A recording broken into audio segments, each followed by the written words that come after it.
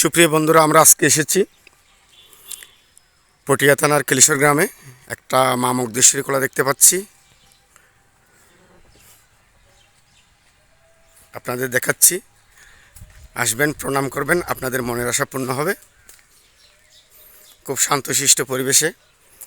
এখন যে গরম পড়তেছে, এই গরমে এখানে বসে থাকলে আপনার প্রাণ জুড়িয়ে যাবে। জয় মা মুগদেশ্বরী।